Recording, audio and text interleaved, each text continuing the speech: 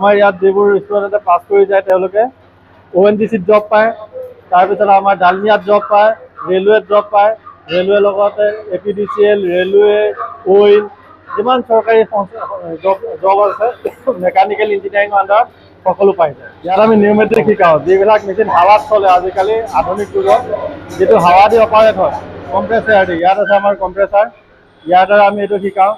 এইপিনে আমাৰ চলি আছে এলাইনমেণ্টৰ কাম, এইটো দেখাই দিয়ক। ইয়াত কেনেকৈ মেচিন এলাইনমেণ্ট কৰে, ভাৰ্নিয়াৰ ডাইল আপোনাৰ ডাইল গছ দি আমি শিকাই আছোঁ। এইপিনে চলি আছে আমাৰ মাৰ্কিং, এইটো ভাৰ্নিয়াৰ হেড গছ দি কেনেকৈ ইঞ্জিনিয়াৰিং পদ্ধতিত মাৰ্কিং কৰে ফিটাৰবিলাকে। ছাৰ্ফেচ প্লেটৰ লগত এংগেল প্লেট আছে, লগতে ভাৰ্নিয়াৰ হাইট গছ আছে, এজনে আমাৰ মাৰ্কিং কৰি আছে, আপোনালোকে দেখিব পাৰিছে। এইটো মেচিন দেখাই দিয়ক। তুমি এইফালে আহি যোৱা। আপুনি ইয়াত চলি আছে আমাৰ লেট, যিবিলাক আমাৰ লেট মেচিনত বিশেষকৈ গাড়ীত পাৰ্টছ বনায়, ৰাউণ্ড জববিলাক বনায়। ইয়াত থ্ৰেড কটা হয়।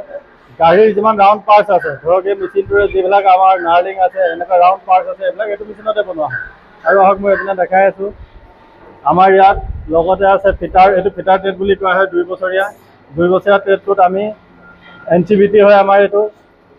NCVT আণ্ডাৰত আমি ফিটাৰবিলাকক ট্ৰেইন কৰোঁ। ইয়াতে কি কৰি আছে? ইয়াত তেওঁলোকে ড্ৰয়িং মতে জব বনাই আছে। যিবোৰ ড্ৰয়িং আমাক দিয়া হয়, আমাক চিলেবাছত যিবিলাক ড্ৰয়িং থাকে, ইঞ্জিনিয়াৰিং ড্ৰয়িং, সেই ড্ৰয়িং হিচাপত তেওঁলোকে কেনেকুৱা জববিলাক বনাব লাগে, সেইবিলাক আমি A to Z শিকাই দিওঁ।